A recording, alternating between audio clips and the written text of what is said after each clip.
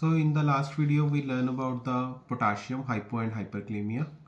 So today we learn about the sodium. Starting with the sodium. Sodium is the primary cation in the extracellular fluid.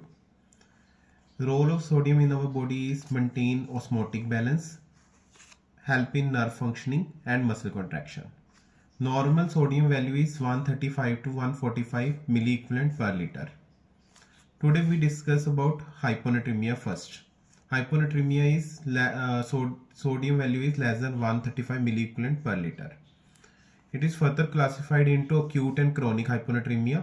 If hyponatremia is less than 48 hours, it is acute. If more than 48 hours, it is chronic hyponatremia.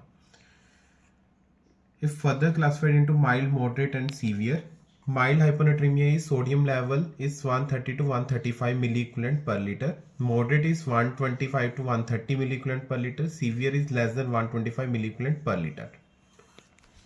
Now come to clinical feature of hyponatremia. We learn clinical feature by the mnemonic sodium. Instead of U, here is V. That is SODIVM. S for seizure, O for edema, that is cerebral edema, D for disorientation, drowsiness, or in severe cases even death. I is irritability, V is vomiting, M is muscle weakness. We learn the cause and diagnosis of hyponatremia together. It is of three types: hypovolemic hyponatremia, euvolemic hyponatremia, hypervolemic hyponatremia. First come to hypovolemic hyponatremia, where extracellular fluid is less. Here body lose both water and the sodium, but sodium loss is more than water. In euvolemic hyponatremia, the water in the body is increased, but sodium in extracellular fluid remain the same. In hypervolemic hyponatremia, water in the body is increased and sodium is also increased, but water increases more than sodium. Now come to diagnosis of these three. In hypovolemic hyponatremia, we send the urine sodium. If the urine sodium is more than 20 millimole per liter, it is due to hyponatremia is due to renal cause. That is due to diuresis or Addison disease, that is lack of aldosterone hormone. If it is less than 20, it is due to extrarenal cause like in diarrhea. Now come to euvolemic hyponatremia. In this we see the urine osmolarity. If urine osmolarity more than 100 milliosmol per liter, the hyponatremia is due to syndrome of inadequate ADS secretion. That is, ADS secretion is more than normal. If urine osmolarity is less than 100, it is due to psychogenic polydipsia, that is water intoxication. Now come to hypervolemic hyponatremia. In this we send the urine sodium. If urine sodium is more than 20, this is due to renal cause, that is due to nephrotic syndrome. If less than 20, it is due to extrarenal cause like hepatic and heart failure. अब हम most important part पे चलते हैं hyponatremia के, that is correction of hyponatremia, जो हम 4 steps में करते हैं. इसका फर्स्ट स्टेप है change in serum sodium with 1 litre of infusate और फ्लूइड. इसका फॉर्मूला है फ्लूइड सोडियम, जो कि हम हाइपोनेट्रीमिया को ठीक करने के लिए देंगे, जो हम मोस्ट कॉमनली यूज करते हैं 3% NS, माइनस सीरम सोडियम जो कि लैब वैल्यू हमारी सोडियम की आएगी, divided by total body water plus 1. Total body water in males is 60% of the body weight and in female is 55% of the body weight. So जो भी हम fluid देंगे उसके 1 लीटर से कितना सोडियम चेंज होएगा वो इस फॉर्मूले से हम निकालते हैं. Second step is volume required in litres. So जो भी हम फ्लूइड दे रहे हैं, लाइक हम 3% NS दे रहे हैं मोस्ट कॉमनली, तो उसका कितना वॉल्यूम चाहिए होएगा हमें इस हाइपोनेट्रीमिया को करेक्ट करने के लिए. ये हम बाद में एग्जांपल के थ्रू भी समझेंगे. सो इसका फॉर्मूला होता है desired serum sodium minus serum sodium, जो कि डिजायर्ड है हम चाहते हैं कि इतना सोडियम हो बॉडी में, लाइक 140 135 जो भी हम चाहते हैं, और जो लैब वैल्यू है सीरम सोडियम की वो, and change in serum divided by change in serum sodium with 1 litre of infusate, जो कि हम ऊपर वाले फर्स्ट स्टेप से निकालेंगे. Third step is time required in hours. Time hyponatremia को ठीक करने के लिए टाइम बहुत ही इंपॉर्टेंट है। हम इसकी रैपिड करेक्शन नहीं कर सकते। यूजली हम 0.5 मिलीक्रेंट पर आवर की करेक्शन करते हैं सोडियम की।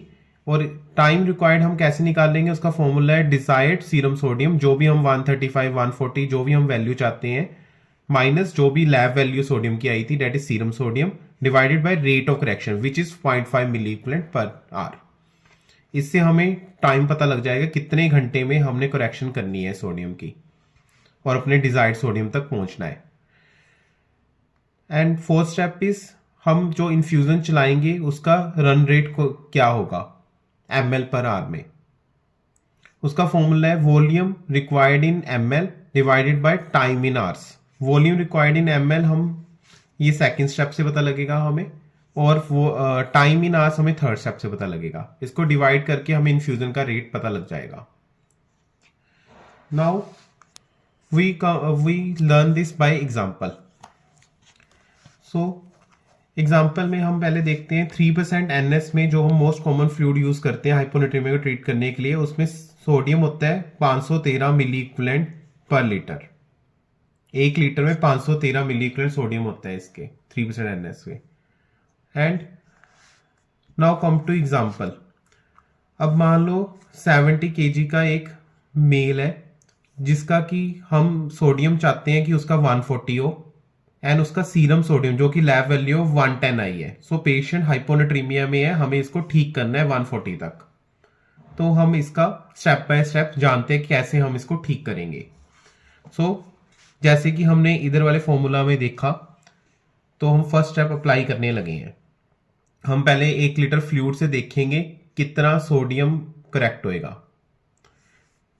तो पहले फ्लूइड में 513 सोडियम था और हमारा जो स्लैब वैल्यू थी 110 थी, और डिवाइडेड बाय हमने total body water of the man निकाला है या मेल निकाला है, जो है 60% of the total body weight. 60% multiply by 70 kg का मेल हमने लिया है, तो उसको मल्टीप्लाई किया जो 42 लीटर आया है।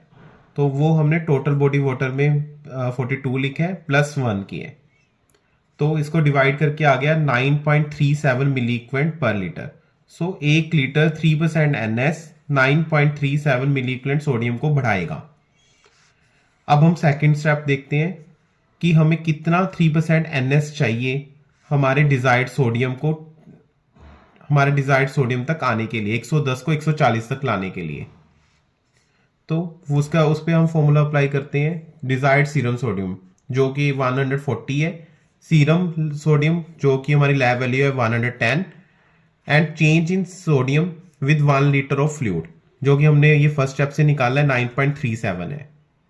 सो इसको डिवाइड करके आता है 3.2 लीटर ऑफ 3% NS हमें चाहिए 110 को 110 से 140 लाने के लिए सोडियम को। ठीक है, अब हम थर्ड स्टेप पे आते हैं जो कि हमें कितना टाइम चाहिए इस सोडियम को करेक्ट करने के लिए 110 से 140 करने के लिए, क्योंकि रैपिड करेक्शन से डीमाइलिनेशन हो जाती है जो कि हम आगे समझेंगे। तो इसका हम फॉर्मूला अप्लाई करते हैं फिर से। डिजायर्ड सीरम सोडियम, डिजायर्ड हमारा सीरम सोडियम 140 है, लैब वैल्यू हमारी 110 है, और रेट ऑफ करेक्शन जैसे मैंने आपको पहले बताया वो हम 0.5 मिली इक्विवेलेंट पर आवर रखते हैं। तो इसमें हमारा टाइम रिक्वायर्ड आ जाता है 60 आवर्स इस एग्जांपल में। तो अब हमें इन्फ्यूजन निकालनी है कि इन्फ्यूजन हम कितने पे चलाएं। तो इन्फ्यूजन निकालने का फॉर्मूला है volume required in ml divided by time in hours. तो वॉल्यूम रिक्वायर्ड ml में हमारा कितना है, ये 3.2 लीटर था, इसको 1000 से मल्टीप्लाई करेंगे तो ये ml में कन्वर्ट हो जाएगा, और नीचे टाइम हमारा थर्ड स्टेप से आएगा जो कि 60 आवर्स आए थे। तो अगर हम इसकी इन्फ्यूजन का रेट निकाल लेंगे डिवाइड करके 53 ml पर आवर आएगा। सो अब हम कॉम्प्लिकेशन ऑफ रैपिड करेक्शन पे आते हैं। अगर हमने सोडियम रैपिडली करेक्ट कर दिया तो उससे क्या होएगा वो हम जानते हैं। इससे ऑस्मोटिक डीमाइलिनेशन हो जाती है, या हम इसको सेंटर पोंटाइन डीमाइलिनेशन भी बोलते हैं। ये क्यों होती है ये हम अब पढ़ते हैं। If rapid correction of sodium is there, so extracellular fluid में सोडियम की वैल्यू बढ़ जाएगी। Rapid increase in extracellular sodium, जिसकी वजह से जो इंट्रा सेलुलर फ्लूइड होएगा वो बाहर आ जाएगा ऑस्मोलैरिटी की वजह से। Shift of fluid from intracellular to extracellular space, जिसकी वजह से सेल श्रिंकेज हो जाती है लीडिंग टू डीमाइलिनेशन। इसीलिए जैसे हम पिछली एग्जांपल में हमने समझा ही है कि 110 से 140 सोडियम अगर हमने लेके आना है तो हमने इन्फ्यूजन चलानी है 53 ml पर आवर पे 3% NS की फॉर 60 आवर्स, और हमने रिपीट कराना है सोडियम एवरी 6 आवरली। कि ज़्यादा तो नहीं करेक्ट हो रहा, क्योंकि अगर ज़्यादा करेक्ट होएगा हमने पढ़ ही लिया है इससे सेंट्रल पोंटाइन डीमाइलिनेशन हो जाती है। Thank you.